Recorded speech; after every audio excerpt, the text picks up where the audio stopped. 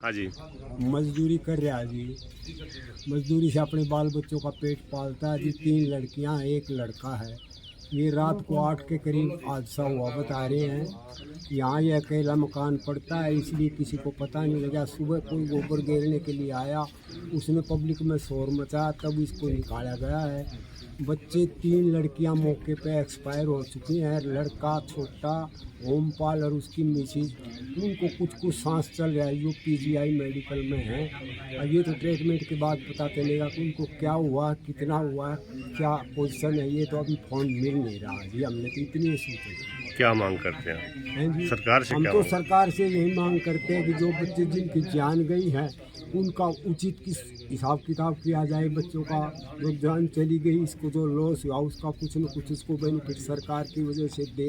इसका लालन पालन के लिए भी कुछ न कुछ कराए, यही सरकार से गुहार लगाए। तो उनका जो हॉस्पिटल में इलाज के लिए चल रहे हैं उनका बढ़िया से ट्रीटमेंट चले जी। सरकार से गुहार लगा रहे हैं जी। कितने साल से रह रही है यहाँ पे? 3-4 साल से रह रहे हैं जी यहाँ किराए के मकान। किराए के मकान हाँ में? जी। खुद का मकान नहीं था इसका? खुद का मकान नहीं है जी इसका। जिस तरह इस मकान की पोजीशन है, बगैर छत का मकान है। जो अपना मकान नहीं है जी इसका। ये गांव में मजदूरी करता था? मेहनत मजदूरी कर, गांव में ही? गाँव में ही मजदूरी कर। क्या आप क्या लगते हैं उसके? मैं उसका ओमपाल का चाचा लगता हूँ, उन बच्चों का दादा लगता क्या नाम आपका? हूँ। मेरा नाम मनवीर है। कार्य ग्राम केलंगा सवाई पाना में ग्राम सचिव के पद पर कार्यरत हूँ। सरपंच द्वारा सुबह सूचित किया है 5 बजे के जैसे हादसा हो गया है ग्राम पंचायत में। हमारी कार्यालयों पर ड्यूटी लगी हुई है। मेरे पास 2 पंचायतें हैं, शह और कलंगा। मैं पूरे दिन कल इधर ही था, रात को इधर था शाम तक। फिर उसके बाद मैं शह गया हूँ, सुबह ही मैं इधर आ लिया हूँ। सरपंच साहब की जैसे सूचना मिली, हमने जिन व्यक्ति के साथ में ये दुर्घटना घटी हुई है उनका ग्राम पंचायत की तरफ से प्रधानमंत्री आवास योजना में मकान भी पास किया हुआ था। यह आर्थिक मजदूर थे, गरीब थे।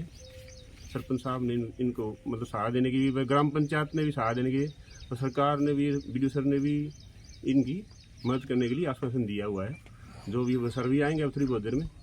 मकान गिरने का मुख्य कारण क्या बरसात है या बरसात का 3 दिन से लगातार भारी बरसात चली हुई है। पूरा ग्राम पंचायत की चारों तरफ पानी भरा हुआ है। पानी की निकासी नहीं हो पा रही है। ग्राम पंचायतों की तरफ से ट्रैक्टर, बिजली विभाग की तरफ से मोटरें वगैरह सब लगाई हुई है। पानी निकालने में थोड़ा समय लग रहा है। पीछे पानी भरा हुआ था, दीवार खिसकने के कारण मकान में हादसा हुआ है। क्या कोई आपकी तरफ से पहले सर्वे किया गया? क्या लगता था कि कोई मकान में खतरा हो सकता है? नहीं, ऐसा कुछ नहीं था। जब सर्वे किया गया तो सूखा हुआ था इलाका बिल्कुल, और इनका लेंटर और गाटर पत्थरों का मकान था। प्रधानमंत्री आवास योजना के तहत फिर भी सरपंच ने बताया गरीब है, यहाँ रेंट पे रह रहे हैं, तो हमने इनका मकान पास कर दिया था।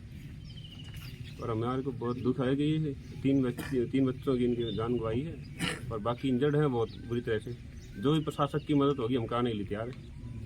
Thank you. धन्यवाद। नमस्कार जी, मेरा नाम रामपाल जेबीटी गांव कलिंगा से ही हूँ। और हमारे स्कूल में ही तीनों बच्चियां जो है ये पढ़ती थी। सबसे छोटी जो लड़की थी उसका नाम भारती, डॉटर ऑफ ओमपाल, जो कि पहली कक्षा में पढ़ती थी। उम्र उसकी लगभग 8 साल के 7.5 के आसपास थी। और दूसरी जो लड़की थी वो 3rd क्लास में पढ़ती थी हमारे पास। उसका नाम था निशा, डॉटर ऑफ ओमपाल। उसकी उम्र लगभग 10 के आसपास थी, 9.5-10। और तीसरी जो लड़की वो 8वीं कक्षा में थी, उसका नाम अंशिका, डॉटर ऑफ ओमपाल था। वो हमारे गर्ल्स स्कूल, जो हमारे से पास आउट हो गई, गर्ल्स स्कूल में जा चुकी थी। तो हमें जो है, मुझे सूचना सुबह 7:30 के आसपास मिली कि इस तरह से अपने पास जो बच्चे पढ़ते थे उनकी तीनों लड़कियों की तो डेथ हो गई है, और बाकी जो परिवार है वो पीजीआई में भर्ती है। तो उस हिसाब से फिर हम जो अभी मैं यहाँ पर पहुँचा था, मैंने यहाँ पर देखा बहुत ही दर्दनीय हादसा जो हुआ है, उसकी भरपाई अब की नहीं जा सकती। इसके लिए हम स्टाफ की तरफ से भी और गांव के लेवल पे भी कोशिश करेंगे कि जो जिंदगियां बाकी हैं उनकी किसी तरह से मदद की जाए। धन्यवाद। पता चला कि ये घटना घटी तो उसकी आज ये लगभग 5 बजे मुझे पता चला है और 5 बजे हमारा एक पड़ोसी है जिसका नाम बबलू पंडित है, उन्होंने आवाज़ लगाई है जी फौजी साहब अपने जो पड़ोस में ओमपाल मजदूर है उसका मकान गिर गया है। तो तब हम भाज के आए हैं, पहले इसको रेस्क्यू करने की कोशिश की, फिर उन्होंने पड़ोसियों को और भी बताया और तब जाके सभी भाइयों ने पास पड़ोस के लोगों ने जो उन्होंने उनको बाहर निकाला। क्या सारे सारे मलबे के नीचे दबे हुए थे? हाँ, सारे के सारे मलबे के नीचे दबे हुए थे, जिनकी आवाज़ें पहले आ रही थी। हमने उनको जो है जिंदा है तो उनको बचाया जाए, पहले उसको ओमपाल को, फिर उसकी घरवाली को और फिर उसका छोटा बच्चा जो कम से कम 3 से 4 साल का लगभग बच्चा है।